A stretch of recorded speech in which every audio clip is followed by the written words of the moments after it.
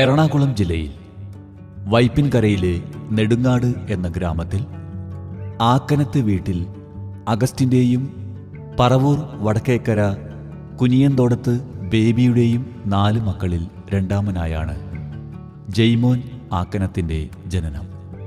മൂത്ത സഹോദരൻ ജിസൻ, ഇളയ സഹോദരങ്ങളായ ജെസ്സി, ഫാദർ ആന്റണി ആക്കനത്ത് എന്നിവരാണ് ജെയ്മോൻ്റെ സഹോദരങ്ങൾ.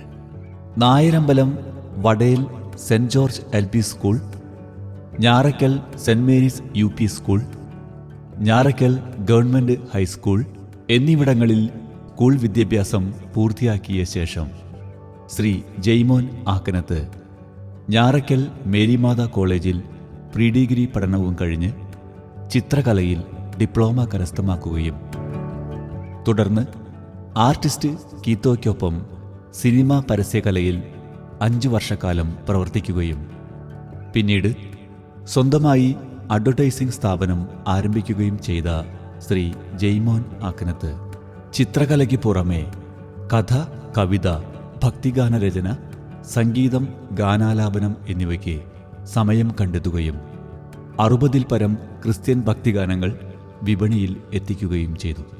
ശ്രീ ജെയ്മോൻ ആക്കനത്ത് തൻ്റെ ദൈവാനുഭവം പ്രേക്ഷകരുമായി പങ്കുവയ്ക്കുകയാണ് ട്രൂ സ്റ്റോറിയിലൂടെ.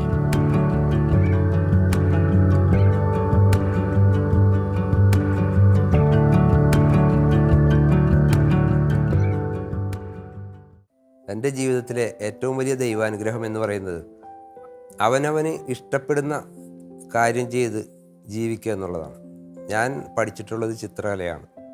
ഈ ചിത്രകലയുമായി ബന്ധപ്പെട്ട ഒരു വിഭാഗമാണ് പരസ്യകലാ വിഭാഗം.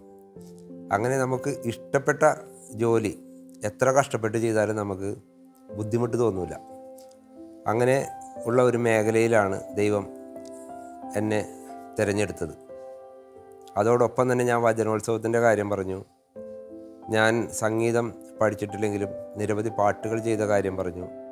ഇതെല്ലാം ഒരു നിമിത്തം പോലെ എന്നിൽ വന്ന് ഭവിക്കുകയായിരുന്നു. അതോടൊപ്പം തന്നെയാണ് ഞാൻ കഥ എഴുതി നോക്കി. എൻ്റെ ഒരു അനുഭവം വെച്ച് പറയുകയാണെങ്കിൽ എല്ലാ മനുഷ്യരിലും ഇതെല്ലാം ദൈവം അല്പമായി നൽകിയിട്ടുണ്ടെന്നാണ് ഞാൻ വിശ്വസിക്കുന്നത്.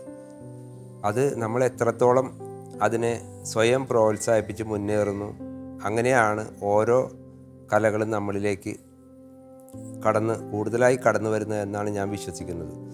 എൻ്റെ അനുഭവങ്ങളെല്ലാം തന്നെ അതിനുദാഹരണങ്ങളാണ്. ഞാൻ 100-100ഓളം പാട്ടുകൾ ചെയ്തു, 10-25-ൽ പരം കവിതകൾ ചെയ്തു. പല വിഷയവുമായി ബന്ധപ്പെട്ട കവിതകളാണ്. അതോടൊപ്പം തന്നെ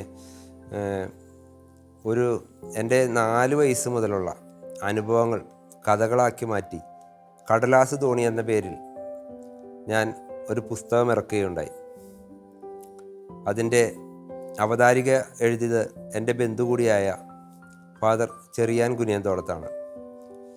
പിന്നീട് ഞാൻ എൻ്റെ കുറേ കവിതകൾക്ക് ഞാൻ തന്നെ വരച്ച ചിത്രങ്ങളും ആ കവിതകളും ഉൾപ്പെടുത്തിക്കൊണ്ട് ഒരു ചിത്രകലാ പ്രദർശനം നടത്തുകയുണ്ടായി.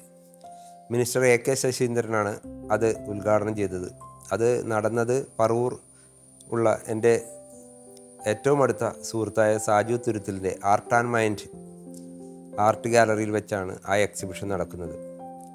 അവിടെ വെച്ച് ആ എക്സിബിഷൻ ഉദ്ഘാടനം ചെയ്യാൻ മിനിസ്റ്റർ AK ശശീന്ദ്രൻ വരികയും നല്ലൊരു രീതിയിലുള്ള ആളുകൾ ഒരുപാട് വന്ന് കാണത്തക്ക വിധത്തിലുള്ള ഒരു നല്ല എക്സിബിഷനായിരുന്നു അത്. പിന്നീട് ഈ എക്സിബിഷൻ ഞാൻ ചെയ്യാനുണ്ടായ കാരണം എന്താണെന്ന് വെച്ചാൽ, ഞാൻ ഈ എൻ്റെ കവിതകളും ചിത്രങ്ങളും സമന്വയിപ്പിച്ചുകൊണ്ട് അതിൻ്റെ ഇംഗ്ലീഷും മലയാളവും ചിത്രങ്ങളും ഉൾപ്പെടെ 25ഓളം കവിതകളാണത്. കാവ്യചിത്രങ്ങൾ എന്ന ടൈറ്റിലാണ് ഒരു പുസ്തകം ഇറക്കി. ആ പുസ്തകം ഇറക്കിയിട്ട് പലരും വന്ന് പുസ്തകം വാങ്ങിക്കുന്നുണ്ടെങ്കിലും കവിതകൾ വായിക്കുന്നില്ല. അവർ മറിച്ച് ചിത്രങ്ങൾ കണ്ടുപോകുന്നു. അപ്പോഴാണ് എനിക്ക് തോന്നിയത്, ഇത് കൂടുതൽ ആളുകളിലേക്ക് എത്തിക്കണമെങ്കിൽ ആ ചിത്രങ്ങൾ വെച്ച് ഒരു എക്സിബിഷൻ, ചിത്രങ്ങളും കവിതകളും ഉൾപ്പെടുത്തി ഒറ്റ ഫ്രെയിമിലാക്കി അതിൻ്റെ എക്സിബിഷനാണ് അന്ന് അവിടെ നടന്നത്. അപ്പോൾ പലരും വരികയും അവിടെ നിന്നുകൊണ്ട് തന്നെ ആ കവിതകൾ വായിച്ചു നോക്കുകയും അങ്ങനെ ഞാൻ ഉദ്ദേശിച്ച ആ ഒരു ഉദ്യമം സഫലമാവുകയും ചെയ്തു. പലരും ആ കവിതകൾ വായിക്കുകയും അതേക്കുറിച്ച് ചർച്ച ചെയ്യുകയും നിരവധി മാധ്യമങ്ങളിലും ചാനലുകളിലും അതേക്കുറിച്ചുള്ള വാർത്തകൾ വരികയും അത് നല്ല രീതിയിൽ അത് ജനങ്ങളിലേക്ക് എത്തുകയും ചെയ്തു. അതിൻ്റെ എക്സിബിഷൻ ഞാൻ പിന്നീട് പല പല സ്ഥലങ്ങളിലായി നടത്തുകയുണ്ടായി. പാലാരിവട്ടം POCയിൽ, SBO സ്കൂൾ ചിറ്റൂർ, അങ്ങനെ പല സ്കൂളുകളിലും പല പല സ്ഥലങ്ങളിൽ അത് എക്സിബിറ്റ് ചെയ്യാൻ എനിക്ക് സാധിക്കുകയും ചെയ്തു. അങ്ങനെ ഞാൻ 2012 കാലഘട്ടത്തിലാണ് എൻ്റെ ഞാറക്കിലുള്ള വീട് പണിയുന്നത്. അതിനുശേഷമാണ് എന്നിലുള്ള ഈ കലാപ്രവർത്തനങ്ങളെല്ലാം തന്നെ എന്തോ എൻ്റെ ജോലിയുടെ ഇടയ്ക്ക് അതെല്ലാം കൊണ്ടുപോകാനുള്ള ഒരു സാഹചര്യം പുതിയ വീട്ടിൽ താമസിച്ചപ്പോൾ എനിക്കുണ്ടായി എന്നാണ് ഞാൻ മനസ്സിലാക്കുന്നത്. അങ്ങനെ ആ സമയത്ത് ഈ കഥപുസ്തകം ഇറങ്ങി, കുറേ കഴിഞ്ഞ് കവിത പുസ്തകം ഇറങ്ങി, പിന്നീട് മറ്റൊരു പുസ്തകം കൂടി ഞങ്ങളൊരു 8 സുഹൃത്തുക്കൾ ചേർന്ന് എനിക്ക് ഇറക്കാൻ സാധിച്ചു. അങ്ങനെ 3 പുസ്തകങ്ങൾ ഇറക്കുവാൻ ഈ കാലഘട്ടത്തിൽ എനിക്ക് കഴിഞ്ഞു. പിന്നീട് എൻ്റെ ജീവിതത്തിലുണ്ടായ മറ്റൊരു വലിയ കാര്യം എന്താണെന്ന് വെച്ചാൽ, ഞാൻ ഇത്രയും പാട്ടുകൾ എഴുതുകയും സംഗീതം ചെയ്യുകയും ഒക്കെ ചെയ്തെങ്കിലും ഞാനൊരു പാടുന്ന ഒരാളായിരുന്നില്ല. ആകെ പാടുന്നത് പള്ളിയിൽ കുർബാനയ്ക്കൊക്കെ പോകുമ്പോൾ ആൾക്കൂട്ടത്തിൽ എനിക്ക് പറ്റാവുന്നത്രയും ശബ്ദത്തിൽ ഞാൻ പാട്ടുകൾ പാടുമായിരുന്നു. കുർബാനയ്ക്കിടയ്ക്കുള്ള പാട്ടുകളെല്ലാം പാടുകയുമായിരുന്നു. പക്ഷേ ഞാനൊരു നല്ല പാട്ടുകാരനുമല്ല, എനിക്ക് നല്ലൊരു ശബ്ദവും ഉണ്ടായിരുന്നില്ല. അങ്ങനെ ഞാൻ പോകുന്ന കാലഘട്ടത്തിൽ എനിക്ക് ഞങ്ങളുടെ അടുത്ത് ഒരു കരോക്കെ പാടുന്നൊരു പ്രസ്ഥാനം വരികയും ഞാൻ അവിടെ പോയി ചേരുകയും കുറേശ്ശെ പാട്ട് പാടി നോക്കി. അപ്പോൾ എൻ്റെ ശബ്ദം തീരെ കൊള്ളില്ലാത്തൊരു ശബ്ദമായിരുന്നു. ഞാൻ പാടിയിറങ്ങിയാൽ ആരും ഒന്നും പറയാറില്ല. അപ്പോൾ എനിക്ക് മനസ്സിലായി, സാധാരണ പാട്ട് നന്നായിട്ടുണ്ടെങ്കിൽ നന്നായിട്ടുണ്ടെന്ന് ആളുകൾ പറയും, ആരും പറയാറില്ല. അപ്പോൾ എനിക്ക് മനസ്സിലായി ഞാൻ പാടുന്നത് ശരിയല്ലെന്ന് എനിക്ക് മനസ്സിലായി. എങ്കിൽ പോലും ഞാൻ അത് നേടണമെന്ന് ഉറച്ചു വിശ്വസിച്ചു. അതിനായി ദൈവത്തോട് പ്രാർത്ഥിക്കുകയും പരിശ്രമിക്കുകയും ചെയ്തപ്പോൾ ആ ഒരു കലയും എന്നിലേക്ക് വന്നു കയറി. ഞാൻ ഇപ്പോൾ ഏകദേശം ഒരു 100-ൽ പരം പാട്ടുകൾ എനിക്ക് പാടാൻ സാധിക്കുന്നുണ്ട്. അത് കുറച്ച് ടഫായിട്ടുള്ള പാട്ടുകളാണെങ്കിലും ലളിതമായിട്ടുള്ള പാട്ടുകളാണെങ്കിലും ഏതായാലും എനിക്കിപ്പോൾ പാടാൻ സാധിക്കുന്നുണ്ട്. അങ്ങനെ നിരന്തരം പരിശീലനം ചെയ്തു കഴിഞ്ഞപ്പോൾ എനിക്ക് എൻ്റെ ശബ്ദത്തിൽ മാറ്റം വന്നു. അപ്പോൾ ഇതിൽ നിന്നൊക്കെ ഞാൻ മനസ്സിലാക്കുന്നൊരു കാര്യം, നമ്മൾക്ക് എല്ലാവിധ കഴിവുകളും അല്പം നമ്മളുടെ കയ്യിൽ ദൈവം നിക്ഷേപിച്ചിട്ടുണ്ട്. ഈ കഴിവുകൾ നമ്മൾ കണ്ടെത്തുകയും അതിനുവേണ്ടി നിരന്തരം പരിശ്രമിക്കുകയും ചെയ്താൽ നമുക്കത് തുറന്നെടുക്കാൻ കഴിയുമെന്ന് ഉറച്ചു വിശ്വസിക്കുന്ന ഒരാളാണ് ഞാൻ.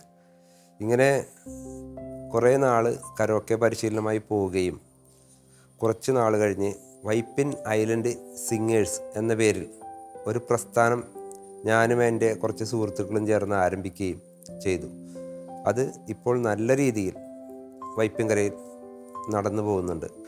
ഏതാണ്ട് ഒരു 10-25-ൽ പരം സുഹൃത്തുക്കൾ ചേർന്ന് ഒന്നരാടം ദിവസങ്ങളിൽ വൈകുന്നേരം ഒരു 3 മണിക്കൂറോളം സമയം പാട്ട് പാടുന്നതിനായി മാറ്റിവെച്ചിരിക്കുകയാണ്. ഈ നിമിഷങ്ങൾ ജീവിതത്തിലെ വളരെ സന്തോഷപ്രദമായ നിമിഷങ്ങളായിട്ടാണ് ഞാൻ കാണുന്നത്. നമ്മളുടെ ജീവിതത്തിലെ എല്ലാ തിരക്കും മാറ്റിവെച്ച് കൂട്ടുകാരൊരുമിച്ച് പാട്ടുകൾ പാടി സംഗീതപരമായ ഒരു വളർച്ചയ്ക്ക് വേണ്ടി മുന്നേറുക എന്നത് വലിയൊരു കാര്യമായിട്ടാണ് എനിക്ക് തോന്നുന്നത്. ഇങ്ങനെ ഞാൻ വൈപ്പിൻ ഐലൻഡ് സിംഗേഴ്സ് അസോസിയേഷൻ എന്ന ഇതിൻ്റെ സെക്രട്ടറി സ്ഥാനം ഏറ്റെടുക്കുകയും അത് മുന്നോട്ട് കൊണ്ടുപോവുകയും ചെയ്യുന്നതിനിടയ്ക്കാണ് വൈപ്പിൻകരയിൽ വാവ എന്ന് പറയുന്ന ഒരു വലിയ പ്രസ്ഥാനമുണ്ട്. അതിൻ്റെ രക്ഷാധികാരി ശ്രീ ബെന്നി പി നായരമ്പലമാണ്, തിരക്കഥാകൃത്തായ ബെന്നി പി നായരമ്പലം. അതിൻ്റെ ഞാറക്കൽ യൂണിറ്റിൻ്റെ സെക്രട്ടറി സ്ഥാനത്തിലേക്ക് ഞാൻ കടന്നു വരികയും ആ പ്രസ്ഥാനത്തിന് എന്നെക്കൊണ്ടാകാവുന്ന എല്ലാവിധ കലാപരമായ കഴിവുകൾ ഞാൻ അതിനുവേണ്ടി ഉപയോഗപ്പെടുത്തുകയും നല്ല രീതിയിൽ ഞാറക്കൽ യൂണിറ്റിനെ മുന്നോട്ട് കൊണ്ടുപോകാനും സാധിക്കുന്നുണ്ട് എന്നത് ഇത്തരുണത്തിൽ ഞാൻ ഓർമ്മിക്കുകയും അതിൽ സന്തോഷം കണ്ടെത്തുകയും ചെയ്യുന്നു. ഈ സംഗീത രംഗത്തേക്ക് ഞാൻ കടന്നു വരുവാനുണ്ടായ ഒരു കാരണക്കാരൻ ബഹുമാനപ്പെട്ട ഫാദർ തദേവുസ് അരവിന്ദത്ത് അച്ഛനാണ്. ഞാൻ കുറച്ച് നാളുകൾ അദ്ദേഹത്തിൻ്റെ ഒരു പ്രസ്ഥാനമുണ്ടായിരുന്നു, പിൽഗ്രിംസ് കമ്മ്യൂണിക്കേഷൻ എന്ന പേരിൽ എറണാകുളത്തുള്ള റിന്യൂവൽ സെൻറ്ററിൽ. അദ്ദേഹം ഇറക്കിയിരുന്ന കുറേ കാസറ്റുകൾക്ക് കവർ ഡിസൈൻ ചെയ്യാനുള്ള അവസരം എനിക്ക് വരികയും ഞാൻ അദ്ദേഹത്തിൻ്റെ ഗാനങ്ങളെല്ലാം തന്നെ ആഴത്തിൽ പഠിക്കുകയും കേൾക്കുകയും എല്ലാം ചെയ്ത് വളരെ ഇഷ്ടമായിരുന്നു എനിക്ക് അദ്ദേഹത്തിൻ്റെ പാട്ടുകളോട്. ആ ഒരു താല്പര്യവും എൻ്റെ ഈ പാട്ടെഴുത്തിന് പിന്നീട് ഗുണം ചെയ്തു എന്നാണ് ഞാൻ വിശ്വസിക്കുന്നത്. എൻ്റെ പാട്ടുകൾ ഭൂരിഭാഗവും ക്രിസ്തീയ ഭക്തിഗാനങ്ങളാണ്. കൂടാതെ മറ്റ് പല ഗാനങ്ങളും ഞാൻ എഴുതാറുണ്ട്. എങ്കിൽ പോലും ഞാൻ ഏറ്റവും കൂടുതൽ എഴുതിയിട്ടുള്ളത് ക്രിസ്തീയ ഭക്തിഗാനങ്ങളാണ്. ഈ ക്രിസ്തീയ ഭക്തിഗാന രംഗത്തേക്ക് ഞാൻ കൂടുതലായി വരുവാനുള്ള കാരണത്തെക്കുറിച്ച് ഞാൻ പറഞ്ഞല്ലോ. എനിക്ക് ഫാദർ തദേവുസ് അരവിന്ദത്ത് അച്ഛനുമായിട്ടുള്ള അടുപ്പവും അദ്ദേഹത്തിൻ്റെ പാട്ടുകളോടുള്ള ഇഷ്ടവും, ഇത് രണ്ടുമാണ് ഞാൻ കൂടുതലായിട്ട് ക്രിസ്തീയ ഭക്തിഗാന രംഗത്തേക്ക് വരുവാനുണ്ടായ കാരണം. അതുമാത്രമല്ല, ഞങ്ങളുടെ ഇടവയായ ഞാറക്കൽ സെൻറ്റ് മേരീസ് ചർച്ചിൽ എല്ലാ വർഷവും കരോൾ ഗാന മത്സരം നടക്കുമായിരുന്നു. ആ സമയത്ത് എൻ്റെ ഇടവക യൂണിറ്റായ സെൻറ്റ് ജോർജ് യൂണിറ്റ്, ഈ യൂണിറ്റിൽ എല്ലാ വർഷവും ക്രിസ്മസ് കാലത്ത് ഞങ്ങൾ വളരെ നല്ല രീതിയിൽ ക്രിസ്മസ് പാട്ടുകൾ എടുത്ത് പഠിച്ച് ഒരു നല്ലൊരു ടീം തന്നെ ഉണ്ടായിരുന്നു. ടീം എന്ന് പറഞ്ഞാൽ ഈ യൂണിറ്റിലെ എല്ലാ കുടുംബത്തിൽ നിന്നും ആളുകൾ വന്ന് എൻ്റെ വീട്ടിൽ അതിൻ്റെ പരിശീലനം നടത്തി, ഞാനതിൻ്റെ നേതൃസ്ഥാനത്ത് നിന്ന് ഞാൻ തന്നെ പാട്ടുകൾ എഴുതി ട്യൂൺ ചെയ്ത് അത് റെക്കോർഡ് ചെയ്ത് അത് പഠിപ്പിച്ച് ഏകദേശം ഒരു 8-9 പ്രാവശ്യം തന്നെ ഞങ്ങൾക്ക് ഫസ്റ്റ് പ്രൈസ് കിട്ടിയിട്ടുണ്ട്. അപ്പോൾ 30ഓളം യൂണിറ്റുകൾ മത്സരിച്ച് അതിൽ നിന്ന് ഫസ്റ്റ് കിട്ടുക എന്നുള്ളത്, അങ്ങനെ ഞങ്ങളുടെ യൂണിറ്റ് ഞാറക്കൽ ഇടവകയിൽ തന്നെ വളരെ ശ്രദ്ധിക്കപ്പെടുന്ന ഒരു യൂണിറ്റായി മാറുകയും ആ ഒരു വളർച്ച, നമുക്ക് കിട്ടുന്ന ആ അംഗീകാരം, അത് കുറച്ചൊന്നുമല്ല എൻ്റെ എഴുത്തിനെ പ്രോത്സാഹിപ്പിച്ചിട്ടുള്ളത്. ഞാനങ്ങനെ നിരവധി പാട്ടുകൾ എഴുതുകയും അതിൽ ആദ്യമായിട്ട് റെക്കോർഡ് ചെയ്തത് നീ എൻ്റെ ദൈവം ഞാൻ തേടും സ്നേഹം എന്ന പാട്ടായിരുന്നു.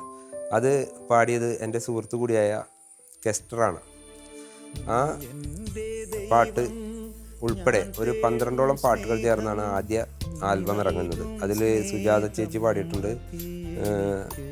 പിന്നെ ബിജു നാരായണൻ, അങ്ങനെ നിരവധി പേരുകൾ, മിഥില മൈക്കിൾ, ചിത്ര അരുൺ, അങ്ങനെ നിരവധി പേർ, വിൽസൺ പിറവം, ഗാഗുൽ ജോസ്, അങ്ങനെ നിരവധി പേർ പാടിയ ആ CD മനോരമ മാർക്കറ്റിങ്ങിന് ഏറ്റെടുക്കുകയും നല്ല രീതിയിൽ തന്നെ അത് വിപണനം നടക്കുകയും ചെയ്തു. തുടർന്നാണ് എനിക്ക് തങ്കിപ്പള്ളിയിൽ നിന്നും ഒരു എൻക്വയറി വരുന്നത്.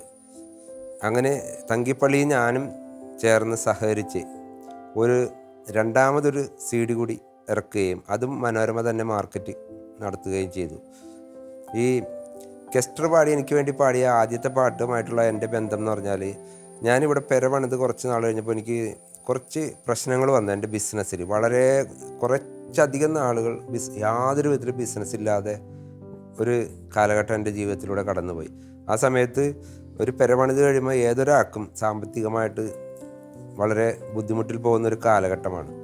എനിക്കും അങ്ങനെ ഒരു കാലഘട്ടം ഉണ്ടായിരുന്നു. ആ കാലഘട്ടത്തിലാണ് എനിക്ക് ലോൺ അടയ്ക്കാനുള്ള മാർഗങ്ങളെല്ലാം അടഞ്ഞു. അങ്ങനെ നിൽക്കുന്ന ഒരവസരത്തിലാണ് ഞാൻ എഴുതുന്നത് നീ എൻ്റെ ദൈവം ഞാൻ തേടും സ്നേഹം നീ നൽകും സ്നേഹം മാത്രം മതി എനിക്ക് എന്ന് പറഞ്ഞിട്ടൊരു ഗാനം. അപ്പോൾ അത് കെസ്റ്റർ അതിമനോഹരമായിട്ട് പാടിയിട്ടുണ്ട്. ആ പാട്ട് എന്നും കേൾക്കുമ്പോൾ എൻ്റെ കണ്ണുകളിൽ അതിൻ്റെ ഒരു ഉറവ പൊട്ടും. കാരണം അതെൻ്റെ ജീവിതവുമായി ബന്ധപ്പെട്ട് നിൽക്കുന്ന ഒരു ഗാനമാണ്.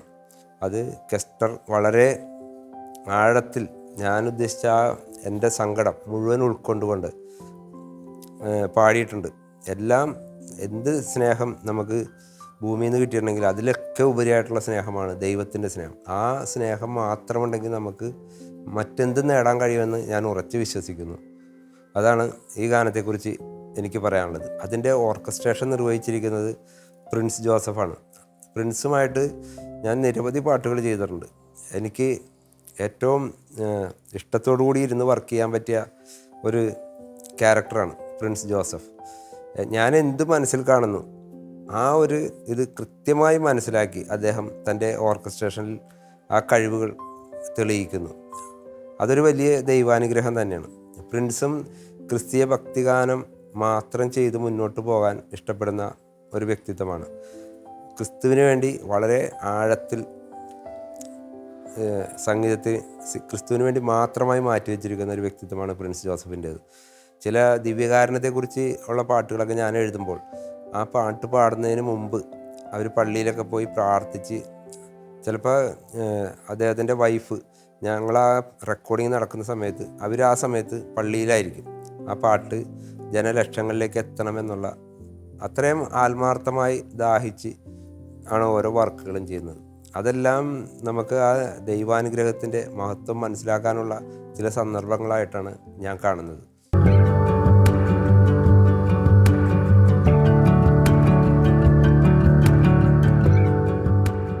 എല്ലാറ്റിലും ഉപരിയായിട്ട് എനിക്ക് പറയാനുള്ളത്, ഞാൻ നിരവധി കലകളിൽ വ്യാപരിക്കുന്ന ഒരാളാണെങ്കിൽ പോലും ഇതെല്ലാം ദൈവത്തിൻ്റെ വലിയൊരു അനുഗ്രഹമാണെന്ന് ഞാൻ ഉറച്ചു വിശ്വസിക്കുന്നു. അതിന് കാരണം മറ്റൊന്നുമല്ല, ഞാൻ ചെറുപ്പം മുതലേ പാട്ടെഴുതി വളർന്നു വന്ന ഒരാളൊന്നുമല്ല. ഒരു സാധനവും ഞാൻ ചെറുപ്പം മുതലേ എഴുതിയും ഇത് ചെയ്ത് വന്ന ഒരാളല്ല. എൻ്റെ പഠനം എന്ന് പറഞ്ഞാൽ ശരിക്കും ചിത്രകലയിൽ മാത്രമാണ്. അതിനെക്കുറിച്ച് മാത്രം എനിക്കൊരു പണ്ട് മുതലേ എന്നിലുള്ളൊരു കഴിവാണെന്ന് പറയാൻ പറ്റുള്ളൂ. പക്ഷേ ഞാൻ പാട്ടെഴുതുന്നതും കഥകൾ എഴുതുന്നതും കവിതകൾ എഴുതുന്നതെല്ലാം നിമിഷ നേരം കൊണ്ടാണ്. ഞാൻ എഴുതാനിരിക്കുമ്പോൾ എൻ്റെ മനസ്സിലേക്ക് വാക്കുകൾ കുടഞ്ഞിട്ട് തരുന്നത് ദൈവമാണെന്ന് ഞാൻ ഉറച്ചു വിശ്വസിക്കുന്നു. കാരണം ഞാൻ എഴുതിയ ആദ്യത്തെ 12 പാട്ടും മനോരമ മ്യൂസിക് എടുക്കാനുണ്ടായ കാരണം അവർ എൻ്റെ ഒരു സുഹൃത്തായ വർഗീസ് എന്ന് പറയുന്ന ഒരാളാണ്. മനോരമയായിട്ട് പുള്ളിക്ക് ഒരടുപ്പമുള്ളതുകൊണ്ട് പുള്ളി അവരോട് സംസാരിച്ചു. അവരങ്ങനെ ആരുടെയും വർക്കുകളൊന്നും ആ സമയത്ത് എടുക്കുന്നില്ല. അപ്പോൾ പുള്ളി സംസാരിച്ച് കഴിയുമ്പോൾ അവരോട് ഞങ്ങളൊന്ന് കേട്ട് നോക്കിയിട്ട് ഉറപ്പൊന്നും പറയാനില്ല, ഞങ്ങളുടെ സീനിയറായിട്ടുള്ള ആളുകൾക്ക് ഇഷ്ടപ്പെട്ടാൽ മാത്രമേ എടുക്കുകയുള്ളൂ എന്നാണ് അവർ അന്ന് പറഞ്ഞത്. പക്ഷേ അത് ഒരു 3-4 ദിവസത്തിനുള്ളിൽ അവർ മറുപടി പറഞ്ഞു, അവർക്ക് ഇഷ്ടപ്പെട്ടു, അവരത് എടുത്തു. അപ്പോൾ അത് ഒരു പ്രവൃത്തി പരിചയം എഴുത്തിൻ്റെ രംഗത്തില്ലാത്ത ഒരാളുടെ ഒരു പാട്ട് അങ്ങനെ എടുക്കണമെന്നുണ്ടെങ്കിൽ അതൊരു ദൈവത്തിൻ്റെ ഒരു ഗിഫ്റ്റാണെന്ന് ഞാൻ ഉറച്ചു വിശ്വസിക്കുന്നു. ഞാനും പ്രിൻസും കൂടി ഒരിക്കൽ ഒരു സ്ഥലത്ത് ഒരു റൂമിൽ ഇരുന്നിട്ട് ഞാൻ പാട്ട് എഴുതുകയും പ്രിൻസ് ട്യൂണിടുകയും പിന്നെ ഞാൻ ചില പാട്ടുകൾക്ക് ഞാൻ ട്യൂണിടുകയും അങ്ങനെ ചെയ്ത സന്ദർഭങ്ങളുണ്ട്. അന്ന് ഒരു ദിവസം കൊണ്ട് തന്നെ 6 പാട്ടുകൾ ചെയ്യാൻ പറ്റും. അപ്പോൾ പ്രിൻസ് എൻ്റെ അടുത്ത് പറഞ്ഞത്, എൻ്റെ ലൈഫിൽ ആദ്യമാണ് ഒരു ദിവസം തന്നെ 6 പാട്ട് എഴുതാൻ പറ്റുക എന്നുള്ളത് ഞാൻ അനുഭവിച്ചറിയണത്. പലരും ദിവസങ്ങളെടുത്താണ് പാട്ട് എഴുതുന്നത്. അപ്പോൾ ഞാൻ പറഞ്ഞത് എൻ്റെ കഴിവായിട്ട് ഞാൻ വിശ്വസിക്കുന്നില്ല.